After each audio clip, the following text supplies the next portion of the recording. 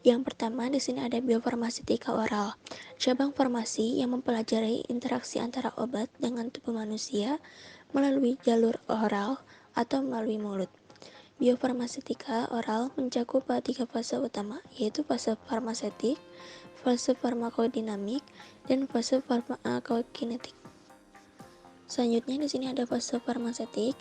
Yang pertama ada tablet. 80% obat masuk melalui mulut atau oral seperti tablet, kapsul, pil, dan lain-lain. Yang kedua ada disintegrasi. Obat dalam bentuk padat mengalami pemecahan dalam bentuk partikel-partikel kecil. Selanjutnya di sini ada disolusi. Obat dalam bentuk partikel-partikel kecil akan larut ke dalam cairan tubuh. Khusus untuk sediaan oral cair tidak ada.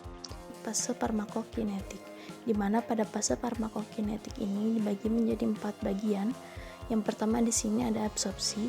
Absorpsi merupakan pergerakan partikel obat dari saluran gastrointestinal melalui absorpsi pasif, aktif, atau pinositosis, di mana pada absorpsi pasif ini terjadi melalui proses difusi, di mana pada proses difusi ini obat tidak memerlukan energi untuk menembus membran. Selanjutnya di sini ada absorpsi aktif.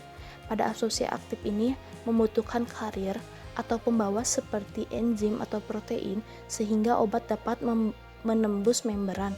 Selanjutnya di sini ada pinositosis, di mana pada pinositosis ini obat dapat menembus membran yaitu dengan cara proses menelan. Selanjutnya fase farmakokinetik yang kedua yaitu ada distribusi, di mana distribusi ini merupakan proses di mana obat berada di dalam cairan tubuh atau jaringan tubuh sehingga dihasilkannya efek farmakologik. Untuk fase farmakokinetik yang ketiga yaitu metabolisme dan biotransformasi, di mana metabolisme ini terjadi di dalam hati. Hati merupakan tempat utama untuk metabolisme. Kebanyakan obat diinaktifkan oleh enzim-enzim hati menjadi metabolit inaktif atau zat yang larut dalam air untuk diekskresikan. Metabolisme ini mempengaruhi waktu paruh obat. Suatu obat akan melalui beberapa waktu paruh. Selanjutnya, untuk fase farmakokinetik yang keempat yaitu ada ekskresi atau eliminasi, di mana rute utama dari eliminasi obat adalah melalui ginjal. Obat bebas yang tidak berikatan, yang larut dalam air, dan obat-obatan yang tidak diubah itu dapat difiltrasi oleh ginjal. Rute-rute lain ini meliputi empedu, feses, paru-paru, saliva, keringat, dan air susu ibu. Baik, di sini terdapat fase farmakodinamik, yaitu mula kerja, puncak, dan lama kerja. Mula kerja dimulai pada waktu obat memasuki plasma dan berakhir sama konsentrasi efektif minimum atau MEC, minimum effective concentration. Selanjutnya ada puncak kerja, terjadi pada saat obat mencapai konsentrasi tertinggi dalam darah atau plasma. Dan lama kerja merupakan lamanya obat mempunyai efek farmakologis dalam beberapa jam atau hari. Yang kedua, teori reseptor. Obat-obat yang bekerja melalui reseptor akan menghasilkan respon atau menghambat respon. Semakin baik suatu obat berikatan dengan tempat reseptor, maka obat tersebut semakin aktif secara biologis. Obat-obat yang menghasilkan respon disebut agonis, dan obat-obat yang menghambat respon disebut antagonis. Selanjutnya yaitu respon obat di dalam fase farmakodinamik yang ketiga, yaitu berupa efek samping, reaksi yang merugikan, dan efek toksik. Efek samping adalah efek fisiologis yang tidak berkaitan dengan efek obat yang diinginkan. Reaksi yang merugikan adalah batas efek yang tidak diinginkan atau yang tidak diharapkan dan terjadi pada dosis normal dari obat-obat yang mengakibatkan efek samping yang ringan sampai berat. Efek toksik atau toksisitas adalah suatu obat dapat diidentifikasi melalui pemantauan batas terapeutik obat tersebut di dalam plasma. Berdasarkan 3 fase kerja obat oral yang telah dijelaskan, maka dapat diketahui bagaimana proses perjalanan obat oral di dalam tubuh. Untuk fase kerja obat yang pertama yaitu fase farmasetik, akan diawali dengan proses pemberian obat secara oral melalui mulut seperti yang ditunjukkan oleh nomor 1 pada gambar. Kemudian, obat tersebut akan memasuki lambung dan mengalami proses disintegrasi atau proses hancurnya obat menjadi partikel-partikel kecil seperti yang ditunjukkan oleh nomor 3 pada gambar. Sehingga, zat aktif dalam obat tersebut akan terlepas dan akan mengalami proses disolusi atau terlarutnya zat aktif obat di dalam cairan tubuh. Selanjutnya, yaitu fase farmakokinetik, di mana obat akan siap diabsorpsi di dalam plasma.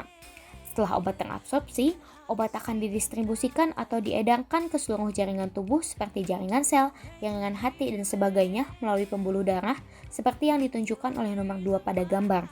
Kemudian, untuk obat yang berada di jaringan hati akan mengalami proses metabolisme, yaitu proses pertemuan antara zat obat dengan zat kekebalan tubuh.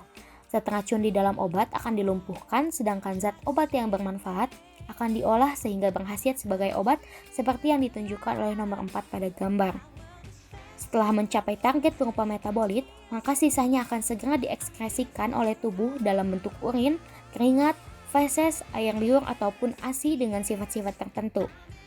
Setelah itu, ketersediaan hayati dalam obat akan siap untuk memberikan efek dan akan memicu terjadinya interaksi obat dengan reseptor di tempat kerja, dan fase tersebut dikenal dengan fase farmakodinamik. Materi selanjutnya yaitu faktor berperan pada penyerapan sedia oral. Faktor ini dibagi menjadi dua, yaitu pertama, faktor fisiologis dan faktor patologis. Faktor fisiologis ini dibagi menjadi 7 bagian. Yang pertama ada permukaan penyerap, yaitu lambung tidak mempunyai permukaan penyerap yang berarti dibandingkan usus. Namun obat yang lipofil dan tidak teriakan pada pH lambung dapat diserap di lambung. Yang kedua, yaitu ada umur. Umur ini keadaan saluran cerna pada bayi dan anak-anak belum sempurna dibandingkan pada dewasa, sedangkan pada orang tua telah mengalami beberapa penurunan fungsi faal tubuh. Yang ketiga ada kekentalan. Kekentalan ini relatif dari cairan cerna berpengaruh pada proses penyerapan, yaitu menghambat pembacahan partikel dan menuju laju pelarutan. Bahan pengkental dapat formulasi dapat meningkatkan viskositas cairan cerna. Yang keempat ada sifat membran. Sifat membran ini terutama di usus memungkinkan terjadinya semua jenis transport, dan hal ini dapat menyebabkan pelipat gandaan kemampuan penyerapan usus halus.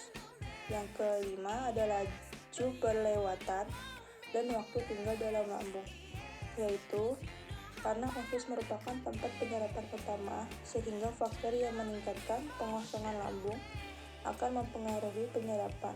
Sebaiknya, obat yang diserap di usus waktu transit harus lebih lama. Yang keenam, ada tegangan permukaan.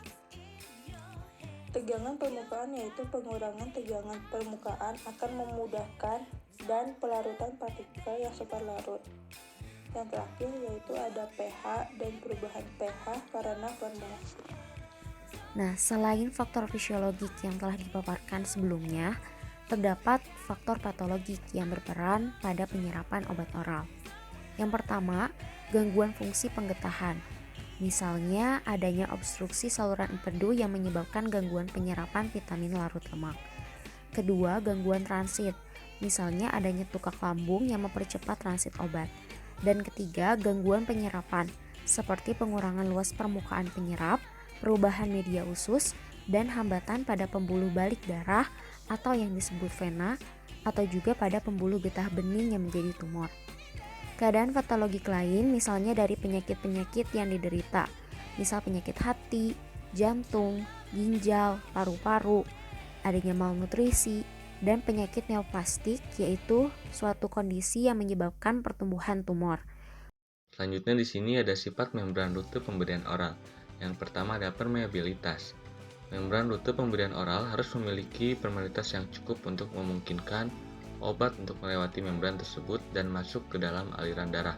Beberapa faktor yang mempengaruhi permeabilitas meliputi ukuran obat, lipofilitas obat, dan sifat psikokimia membran. Yang kedua ada selektivitas. Membran rute pemberian oral harus dapat membedakan antara zat-zat yang akan dilewati dan yang tidak. Hal ini penting untuk mencegah zat berbahaya atau tidak diinginkan. Yang ketiga ada biodegradabilitas. Membran rute pemberian oral harus dapat diuraikan oleh tubuh secara alami setelah obat diabsorpsi. Ini akan mencegah penumpukan membran yang dapat menyebabkan efek samping. Selanjutnya ada bioadhesi. Sifat ini memungkinkan membran untuk menempel pada jaringan di dalam tubuh, sehingga memungkinkan penyerapan obat yang lebih baik. Yang selanjutnya ada stabilitas. Ini merupakan membran rute pemberian oral harus stabil dalam lingkungan yang berbeda, termasuk dalam cairan tubuh dan pH yang berbeda. Yang keenam, ada kapasitas pelepasan obat.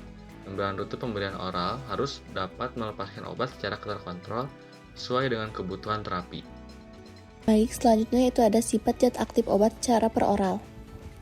Yang pertama itu ada kelarutan, kemudian stabilitas, kemudian ionisasi, kemudian ukuran molekul, kemudian metabolisme, dan yang terakhir yaitu ada kelipatan dosis.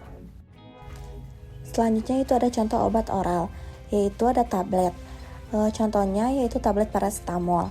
Kemudian ada kapsul, contohnya yaitu kapsul diapet.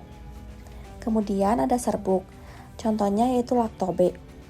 Lalu ada sirup, contohnya yaitu Sanadril. Dan ada pil, contohnya itu pil KB. Terima kasih kepada rekan-rekan dari kelompok 3 yang sudah menjelaskan materi mengenai oral. Dan ini ada daftar pustaka atau referensi yang kami gunakan dalam pembuatan PPT. Demikian beberapa hal yang bisa kami sampaikan pada kesempatan hari ini. Kami mohon maaf yang sebesar-besarnya apabila ada tutur kata maupun tindakan yang kurang berkenan bagi ibu dan teman-teman sekalian. Dengan ini, presentasi hari ini kami tutup. Terima kasih atas kehadirannya. Wabillahi taufiq wal hidayah. Wassalamualaikum warahmatullahi wabarakatuh.